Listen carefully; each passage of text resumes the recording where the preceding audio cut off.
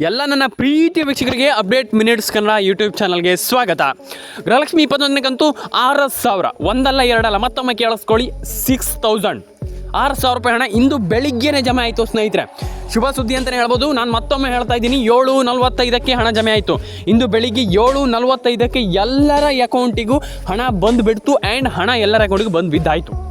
ಇದೊಂದು ಖುಷಿ ಪಡೋ ಒಂದು ವಿಚಾರ. ಕೆಲವರು ಹೇಳ್ತಾರೆ ಇವಾಗ, ಸರ್ ₹1 ನಮ್ಗೆ ಹಣ ಬಂದಿಲ್ಲ, ನಮ್ಗೆ ₹1 ಹಣ ಬಂದಿಲ್ಲ. ನಿನ್ನೆ ಸಾಯಂಕಾಲವೂ ಕೂಡ ಹಣ ಬಂದಿದೆ ಕೆಲವರಿಗೆ. ನಿನ್ನೆ ಸಾಯಂಕಾಲ 10,000 ಜನರಿಗೆ ಹಣ ಬಂದಿದೆ. 10,000 ಜನರಿಗೆ ಹಣ ಬಂದಿದೆ.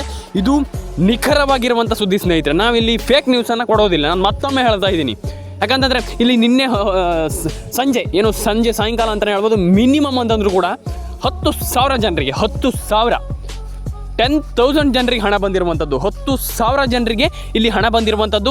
Update minutes Kannada YouTube channel exclusive ಆಗಿರುವಂಥ ಮಾಹಿತಿ ಸ್ನೇಹಿತರೆ. ಕೆಲವರಿಗೆ ಹಣ ಬರ್ತಾ ಇಲ್ಲ. ಯಾಕೆ ಹಣ ಬರ್ತಾ ಇಲ್ಲ? ನಿಮ್ಗೆ ಹಣ ಬಂದಿಲ್ಲ ಅಂತಂದರೆ ಯಾಕೆ, ಕಾರಣ ಏನು? ಇದನ್ನು ತಿಳ್ಕೊಳ್ಬೇಕು ನೀವು. ನಮ್ಗೆ ಹಣ ಬಂದಿಲ್ಲ ಅಂತ ಇಟ್ಕೊಳ್ಳಿ, ನಮಗೆ ಹಣ ಯಾಕೆ ಬಂದಿಲ್ಲ? ಹಣ ಬಂದಿಲ್ಲ ಆದರೂ ಸರಿ, ನಮಗೆ ಹಣ ಬರದೇ ಇರೋದಕ್ಕೆ ಕಾರಣ ಏನು? ನೀವು ಇದನ್ನು ತಿಳ್ಕೊಳ್ಳೇಬೇಕು. ಯಾಕಂತಂದರೆ ಇದು ನಿಮ್ಮ ಹಣ, ಇಲ್ಲಿ ಬೇರೆ ಯಾರ ಹಣನೂ ಅಲ್ಲ, ನಿಮ್ಮ ಹಣ ಆಗಿರೋದ್ರಿಂದ ನೀವು ತಿಳ್ಕೊಳ್ಳೇಬೇಕು. ಹಾಗಾಗಿ ನಾನು ಹೇಳ್ತಾ ಇರುವಂಥದ್ದು, ಈ ಒಂದು ವಿಡಿಯೋನ ಮಾಡ್ತಾ ಇರುವಂಥದ್ದು.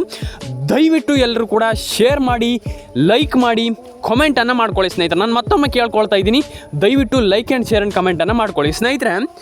ಹಣ ಬರ್ತಾ ಇಲ್ಲ, ನಮ್ಗೆ ಹಣ ಬಂದಿಲ್ಲ, ನಮ್ಗೆ ಆಲ್ರೆಡಿ ಹಣ ಜಮೆ ಆಗಿಲ್ಲ ಅಂತ ಇಲ್ಲಿ ಯಾರೆಲ್ಲ ಹೇಳ್ತಾ ಇದ್ರು ಅವರೆಲ್ಲರಿಗೂ ನಾನು ಹೇಳ್ತಾ ಇರುವಂಥದ್ದು, ನಿಮ್ಮ ಅಕೌಂಟಿಗೆ ಆಲ್ರೆಡಿ ಹಣ ಬಂದಿದೆ.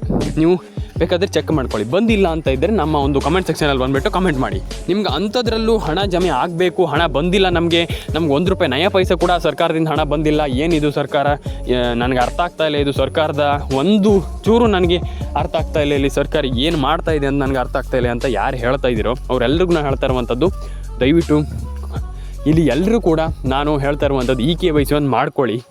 ನಿಮಗೆ ತುಂಬ ಜನರಿಗೆ ಸ್ವಲ್ಪ KYC ಮಾಡ್ಕೊಳ್ತಾ ಇಲ್ಲ. ನೀವು KYC ಮಾಡಿಲ್ಲ ಅಂತಂದರೆ ಸ್ವಲ್ಪ ಡೌಟೇ ಹಣ ಬರುವಂಥದ್ದು. ಯಾಕಪ್ಪ ಅಂತಂದರೆ ನೀವು KYCಲಿ ಮಾಡ್ಕೊಂಡಿಲ್ಲ ಅಂತಂದರೆ ನಿಮ್ಗೆ ಹಣ ಬರಲ್ಲ, ಹಣನೇ ಬರಲ್ಲ. ಹಣ ಬರಬೇಕಂತಂದ್ರೆ ನೀವು KYC ಇಟ್ಸ್ ವೆರಿ ಇಂಪಾರ್ಟೆಂಟ್. ನಾನು KYC ಬಗ್ಗೆ ಯಾಕೆ ಪ್ರತಿ ಸಾರಿ ಎಷ್ಟೊತ್ತಿಗೂ ಹೇಳ್ತಾ ಇರ್ತೀನಿ, ಎಷ್ಟೊತ್ತಿಗೂ ಅದನ್ನೇ ನಾನು ರಿಪೀಟ್ ಮಾಡ್ತಾ ಇರ್ತೀನಿ ಅಂತಂದರೆ, KYC ಇಟ್ಸ್ ವೆರಿ ಇಂಪಾರ್ಟೆಂಟ್. ನಾನು ಕೆಲವರಿಗೆ ಹೇಳಿದರೆ ಅರ್ಥ ಆಗಲ್ಲ. KYC ಬಗ್ಗೆ ತುಂಬ ಜನರಿಗೆ ಇರಲಿ ಬಿಡು ಗುರು ಅಂತ ಹೇಳ್ತೀರ ಕೆಲವರು. ಆ ರೀತಿ ಮಾಡಲಿಕ್ಕಾಗಲ್ಲ ಸ್ನೇಹಿತರೆ. ನೀವು KYC ಮಾಡಲೇಬೇಕಾಗ್ತದೆ. KYC ಎಲ್ಲರೂ ಕೂಡ ಮಾಡ್ಕೊಳ್ಳಿ, ಎಲ್ರಿಗೂ ಒಳ್ಳೆಯದಾಗಲಿ. ದಯವಿಟ್ಟು ಎಲ್ಲರೂ ಕೂಡ ಕಮೆಂಟ್ ಮಾಡಿ, ಲೈಕ್ ಮಾಡಿ, ನೀವನ್ನ ತಿಳ್ಕೊಂಡು ಎಕ್ಸಿಕ್ಯೂಟ್ ಮಾಡಬೇಕಾಗ್ತದೆ. ಎಕ್ಸಿಕ್ಯೂಟ್ ಮಾಡೋಕ್ಕಿಂತ ಮುಂಚೆ ನಾನು ಹೇಳ್ತೀನಿ, ಕೇಳಿಸ್ಕೊಳ್ಳಿ. ನೀವನ್ನ ಫಸ್ಟ್ ಆಫ್ ಆಲ್ ಪರ್ಫೆಕ್ಟಾಗಿ ತಿಳ್ಕೊಳ್ಬೇಕಾಗ್ತದೆ. ನಾನು ಮತ್ತೊಮ್ಮೆ ಹೇಳ್ತಾ ಇದ್ದೀನಿ, ನೀವು ಪರ್ಫೆಕ್ಟಾಗಿ ಅದನ್ನ ತಿಳ್ಕೊಳ್ಳಿ, ಡೆಫಿನೆಟ್ ಆಗಿ ನೀವು ಎಕ್ಸಿಕ್ಯೂಟ್ ಮಾಡ್ಬೋದು. ಆ ಒಂದು ಟಿಪ್ಸ್ ಏನಪ್ಪ, ನಾನು ನಿಮಗೆ ಒಂದು ವಿಚಾರವನ್ನು ಎಲ್ರಿಗೂ ಸಿಂಪಲಾಗಿ ತಿಳಿಸ್ಕೊಡ್ತೀನಿ.